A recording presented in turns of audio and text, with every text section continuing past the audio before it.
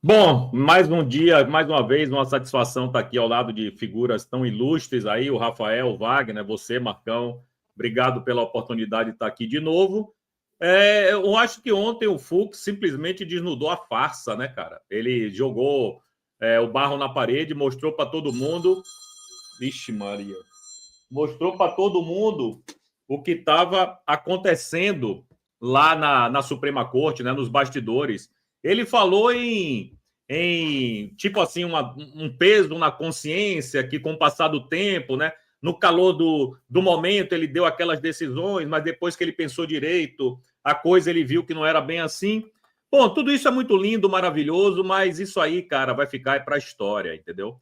Esse revisionismo histórico que será obrigatoriamente feito nesses julgamentos, vai dizer, vai olhar para trás no futuro e vai dizer assim: esse cara errou aqui, no início ele errou, mas depois ele se redimiu. E eu acho que é isso que importa agora, viu, Marcão? Ele está do nosso lado, Fux virou bolsonarista, então é isso que importa a partir de agora. E ele já é fascista, né? Ele já está recebendo todo o gás da imprensa por conta disso, tá? A imprensa está martelando em cima do Fux. Até o Reinaldo Azevedo, né? Martelando. O Reinaldo Azevedo, aquele post delinquente do Reinaldo Azevedo, falando que o Fux ele tem que ser denunciado aos tribunais. Olha isso! Tem que ser denunciado às cortes internacionais por submeter seus pares de tribunal e o PGR a tratamento desumano, cruel e degradante. Reinaldo Azevedo. Converte sua guinada vergonhosa em categoria de pensamento e, apaixonado pela própria voz, fala sem freios na esperança de retardar o julgamento. Sei lá quem serve ao direito não é. Pessoal, isso daqui que vocês estão vendo na tela de vocês, não quero entrar em detalhes da androgenia do Reinaldo Azevedo, ou da emasculação do Reinaldo Azevedo, ou dele ser um capado, sabujo de comunista, safado, que nunca deixou de ser. Por isso que a gente tem que apontar para um comunista e gritar comunista como um xingamento, porque que nem nazista, é um xingamento comunista, tá? Esse comunista aí, esse Reinaldo Azevedo comunista, ele usa só um ponto, ele só usa retórica, tá, pessoal? Não tem nada nesse post dele, é só retórica. Ele de guinada vergonhosa, ele entende bem, né, não, Rafa? Porra, você entende bem. Reforço o sutiã. Primeiro que eu acompanhava o Pingos nos Is, eu fui, acho que 2, 3 semanas no auge dele, antes do impeachment da Dilma, acho que 16. Eu ia na Jovem Pan News, eu acompanhava um pouquinho ali. Ele chegava, né? Ele é todo malucão, mas assim, é impressionante, né? A gente deposita a confiança na pessoa sem conhecer, a gente precisa conhecer a pessoa, precisa ter... Marcão, o cara criou o termo petralha, ele criou o termo Orcrim para designar o PT como organização criminosa, tratava Lula como ladrão, e quando fez a entrevista com Lula, só faltou sentar no colo do cara, brother. Então, por isso que eu falei, de guinada vergonhosa, Reinaldo Azevedo é mestre. Ele entende tudo de guinada vergonhosa. E quem sabe muito da história dele é a Paula Smith, né? Vamos, convenhamos, né? A Paula maravilhosa. Deixa eu deixar um beijo para Paula Schmidt, que eu amo essa mulher. Sensacional. E na verdade é o oposto, né? O que eu acho interessante dos votos do Fux é como eles contrastam com todo o resto do tribunal, porque ele é o único que embasa realmente nas leis, no histórico, ele traz referências jurídicas. Então, é o único voto embasado, o único voto que realmente está servindo ao direito, o único voto é o do Fux. E é um contraste bizarro, porque os outros votos são pura narrativa e militância. E aí o Reinaldo Azevedo também, né? Como o Marco disse, não tem argumento nenhum, é vazio, é simplesmente... Não, e a retórica é absurda. Tratamento cruel e degradante é o tratamento dado ao Felipe Martins, ao Bolsonaro, sim, ao Daniel Silveira, a Jupira, a Iraci, que esse vagabundo cretino não esconde, finge que não existe, trata como se fosse peão num tabuleiro de um xadrez doentio e pervertido que ele joga na cabeça dele. É um delinquente, o Clériston, meu Deus do céu. Sabe? Isso é tratamento cruel e desumano. Não essa palhaçada que esse cara fica falando de protocolos formais de Brasília. Protocolos. E outra, se tem uma coisa que o Fux foi respeitoso. Ele só expôs tecnicamente. É um absurdo ele falar um negócio desse. É patético. Mostra que o cara... se você é a audiência dele, meu Deus do céu, você... Infelizmente, você tá na linha de um fanatizado estúpido. Energúmeno. Esse cara é energúmeno. E a gente falando em energúmenos, a gente precisa falar um pouquinho do Alexandre. Daqui a pouquinho o Girão vem bater um papo com a gente, mas vamos colocar o Alexandre sancionado, criando jurisprudência para fake news. Bruno, a gente separou um trechinho do voto do ministro Alexandre de Moraes e a gente vai ouvir agora. Modus operandi desse novo, o que eu denomino novo populismo digital extremista, é sempre o mesmo, sendo possível identificar o comportamento atípico dos ataques sistematizados, iniciando de forma concomitante e cessando a comando específico da organização criminosa, indicando o uso das redes sociais e dos serviços de mensageria privada, não como meio de liberdade de expressão. É uma falácia, é uma mentira absurda, criminosa e antidemocrática dizer que essa utilização de ataque à justiça eleitoral, de ataque ao poder judiciário, de ataque à democracia, de discurso de ódio, que isso é liberdade, é de expressão. Isso é crime. Tá aí, isso daí prosperou no século XX muito bem, em todos os regimes totalitários. O voto do Xandão é um discurso de militante de Twitter.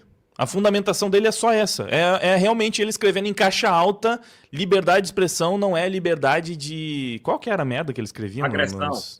Agressão. É isso. É a mesma coisa que uma militante feminista de sovaco cabeludo escreve no Twitter. Essa é a fundamentação do Alexandre de Moraes. Não, e outra, ele falou 3 vezes a palavra ataque, 1 vez a palavra crime, e o que ele chama de ataque é crítica. Você não pode criticar as urnas, você não pode criticar o sistema eleitoral, você tem que engolir, a decisão. Eu não me elejo para nada, o cara vai me caçar, a hora que eu protocolar o registro da candidatura, eu vou protocolar uma candidatura caçada já, se for assim. Eu não duvido nada, porque você está na linha de tiro. Aliás, Marcão, nesse novo inquérito que talvez seja aberto aí pelo ministro, né, que é a pedido da Polícia Federal, todos nós estaremos nele.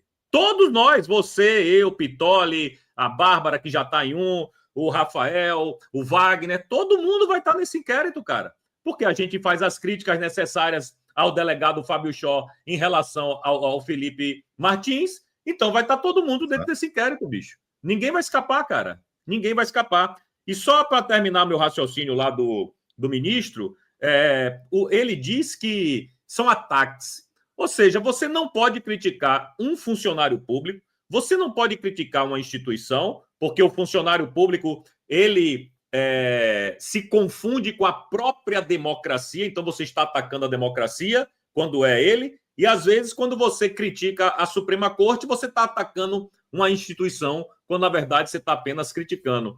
E nessa toada aí, meu amigo, a gente não vai poder falar de ninguém, absolutamente de ninguém. E outra, você não pode criticar o processo eleitoral, você tem que receber a resposta pronta da Suprema Corte Eleitoral, dizer, olha, o resultado é esse, acredite, porque la garantia sou eu, e acabou, e é isso. Posso falar uma coisa? A gente tem que... Esse foi o voto do Fux, ele falou, porra, bicho, em 2014 teve a Dilma com o Aécio, e o tribunal não tomou esse tipo de atitude. E agora vocês querem criminalizar tudo, multa bilionária, que ele ainda falou assim. Então, cara... A gente vive uma ditadura. Não, a Dilma, na época do impeachment, ele ainda tentou, né, estudar os protocolos. A mesma coisa que estão acusando o Bolsonaro de ter estudado, né, as possibilidades constitucionais de garantia da lei da ordem, o exército, a intervenção do exército, para barrar o impeachment dela. Ela também estudou esses dispositivos legais constitucionais. Exatamente. E tem eu vou colocar mais um vídeo pro nosso querido amigo, Rafael. Mas o Didi, você tá muito maloqueirinho, hein, bichão? Você tá todo maloqueiro. Não. Deixa eu te falar. Maloqueiro é você. Não aponta esse dedo pra mim. Não aponta maloqueiro é você, rapaz. Não me meça pela sua régua, não, porra. E eu vou falar mais. A gente tinha que fazer uma camiseta da direita maloqueira com uma urna sacrossanta.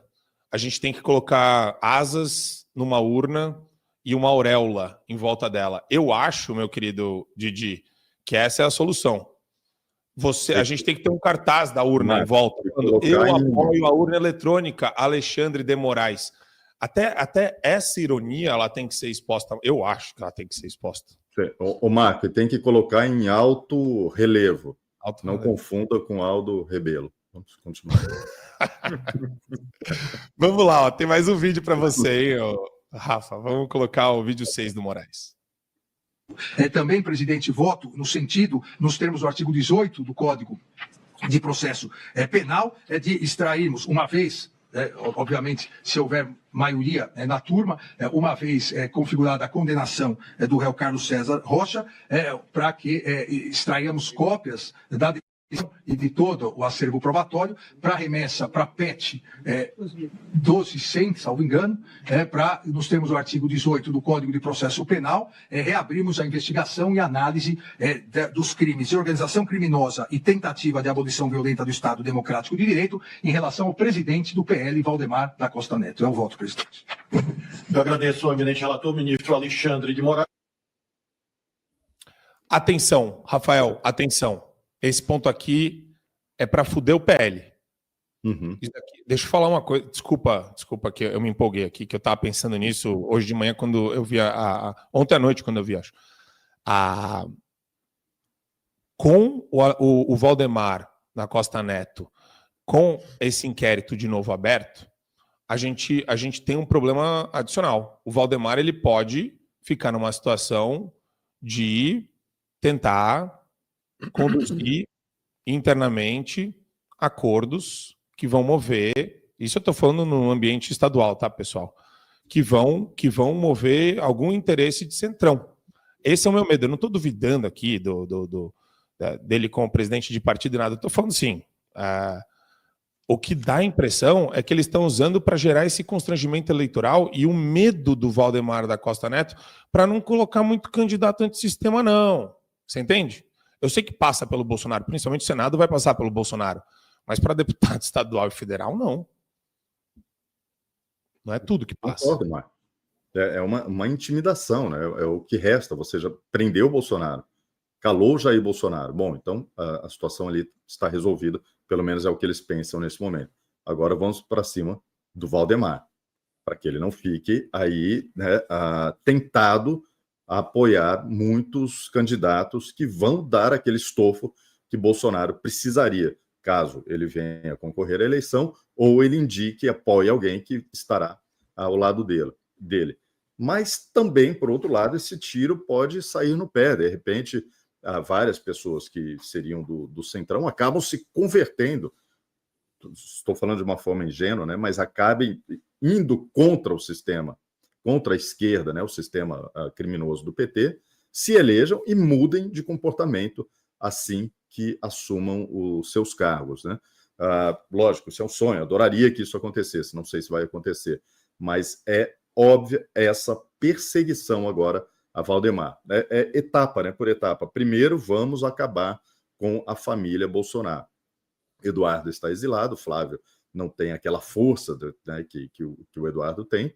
O Carlos ainda não sabemos como ele vai se posicionar, e o Bolsonaro está preso ilegalmente, silenciado, calado, não pode falar. Mesmo assim, acredito que hoje ele seria o favorito a vencer as eleições.